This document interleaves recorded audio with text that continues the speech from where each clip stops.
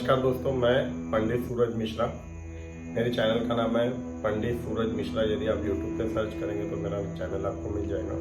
आज मैं आपको धनतेरस से जुड़ी कुछ बातें बताने जा रहा हूँ। सबसे पहले मैं आपको धनतेरस की बहुत बहुत शुभकामनाएं आपको और आपके परिवार को। तो दोस्तों, आज मैं आपको बताऊंगा कि धनतेरस क्यों मनाया जाता है। समुद्र मंथन जो है वो हिंदू का एक पारंपरिक कथा के अनुसार, हिंदुओं के पारंपरिक कथा के अनुसार भगवत पुराण, महाभारत और विष्णु पुराण, ये तीनों में इसका विस्तार से वर्णन किया गया है। आज के दिन समुद्र मंथन में भगवान त्रयोदशी का जो है वो उत्पन्न हुए थे। तो भगवान त्रयोदशी जो है वो जो है वो देवताओं के चिकित्सक है, यानी आज के समय के डॉक्टर हैं, उस समय के वैद्य हैं और देवताओं के वो चिकित्सक माने जाते थे। तो भगवान जो थे त्रयोदशी, आज के दिन उनका जो जन्म हुआ था वो समुद्र मंथन के वक्त में उनके हाथ में कलश लेकर के जन्म हुआ था। इसलिए आज के दिन इस व्रत को त्रयोदशी व्रत भी कहा जाता है। तो आज के दिन हमें दोस्तों क्या करना चाहिए? आज के दिन हमें किसी बीमार व्यक्ति से मिलना चाहिए, उसको मिठाई देना चाहिए, उसको फल देना चाहिए और उसकी किसी जरूरत को पूरी करना चाहिए, जिससे कि भगवान जो है वो त्रयोदशी जो भगवान है वो बहुत ज्यादा प्रसन्न होते हैं और हमारे ऊपर हमारे स्वास्थ्य को अच्छा बनाए रखते हैं और हमारे ऊपर अपनी कृपा बरसाकर रखते हैं। तो दोस्तों, आज के दिन धनतेरस के दिन दीपक जलाया जाता है, माँ लक्ष्मी और गणेश जी की पूजन किया जाता है। साथ ही साथ कुबेर जो भगवान होते हैं वो उनकी भी पूजा की जाती है और उनके साथ में माता लक्ष्मी का, गणेश जी का और भगवान धन्वंतरी का हमारे घर में आगमन होता है और हम भगवान की पूजा करते हैं, अर्चना करते हैं, मन से, श्रद्धा से, भावनाओं से भगवान की पूजा करते हैं और भगवान श्री गणेश की पूजा की जाती है, लक्ष्मी जी की पूजा की जाती है, कुबेर जी की पूजा की जाती है और दीपावली के 2 दिन पहले भगवान श्री धन्वंतरी की पूजा की जाती है। आज के दिन भगवान धन्वंतरी की पूजा करने वाले के जीवन में स्वास्थ्य से जुड़ी किसी भी प्रकार की कोई बीमारियां नहीं होती, किसी भी प्रकार की कोई बीमारियां नहीं होती और किसी भी दुख से वह जूझता नहीं है।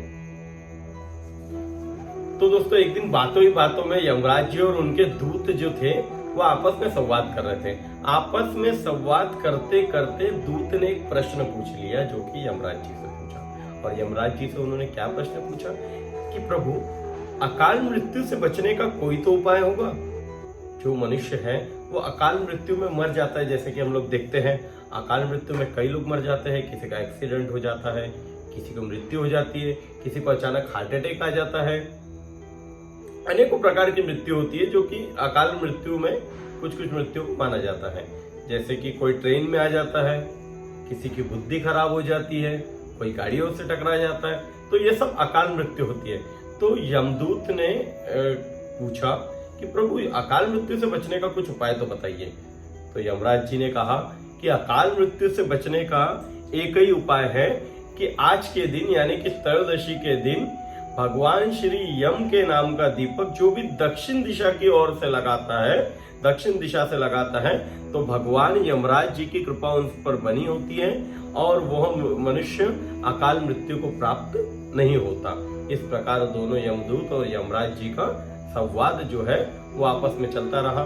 तो इसलिए आज के दिन भगवान त्रयोदशी की यानी कि धन्वंतरी जी की पूजा की जाती है। साथ ही लक्ष्मी जी का आगमन किया जाता है, गणेश जी का आगमन किया जाता है, कुबेर जी का आगमन किया जाता है। इसलिए आज के दिन धनतेरस का दिन मनाया जाता है।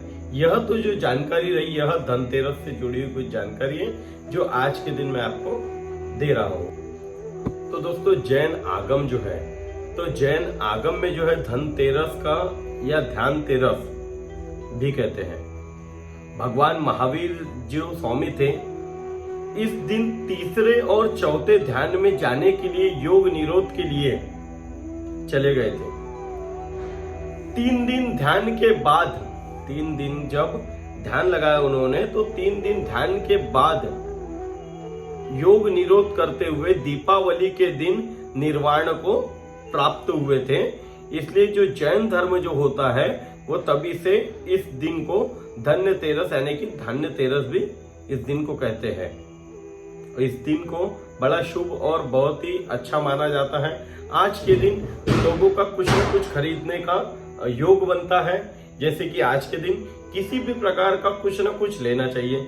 जैसे कि ज्यादा धनवान हो तो सोना लेना चाहिए, थोड़ा कम धनवान हो तो चांदी लेना चाहिए। ऐसा किसी न किसी प्रकार का कम से कम आज के दिन चांदी का ज्यादा महत्व होता है कि कम से कम बजट में एकदम छोटे से छोटे गरीब से गरीब व्यक्ति ने कम से कम एक चांदी का तार लेना चाहिए, जिसका काफी महत्व माना गया है शास्त्रों के अनुसार। और दोस्तों, जो भी व्यक्ति यह सब वस्तुओं को करता है जीवन में उसके किसी भी प्रकार की कोई दोष नहीं होता, किसी भी प्रकार की बीमारियों से वो जूझता नहीं है, किसी भी प्रकार की तकलीफों से वो मुक्त रहता है। तो दोस्तों, यह थी जानकारी आज की जो मैं आपको इस वीडियो के माध्यम से देना चाहता था। अब मेरे चैनल को आप लाइक कीजिए, शेयर कीजिए, सब्सक्राइब कीजिए। यदि आपको जानकारी अच्छी लगी हो तो मेरे चैनल से जुड़े। तो दोस्तों, जैसे कि मैंने आपको जानकारी दी, यदि आपको जानकारी पसंद आई हो तो मुझसे इसी तरह से जुड़े रहिए। या आपके मन में ज्योतिष्य से जुड़ी किसी भी प्रकार का कोई सवाल हो या कोई भी ऐसी समस्या हो जिसका निवारण नहीं हो रहा हो तो आप मुझे कमेंट कर सकते हैं। कमेंट बॉक्स में मेरा नंबर दिया गया है। तो दोस्तों, आप मुझे कमेंट कर सकते हैं और आपकी किसी भी प्रकार से यदि कोई शंका हो तो आप मुझे कमेंट बॉक्स में बिल्कुल लिख करके बताइए। मैं आपके विषय पे एक अच्छा वीडियो बनाऊंगा और उसके हिसाब से आपको मार्गदर्शन करूंगा। तो कृपया मेरे चैनल को लाइक कीजिए, शेयर कीजिए और सब्सक्राइब कीजिए। धन्यवाद।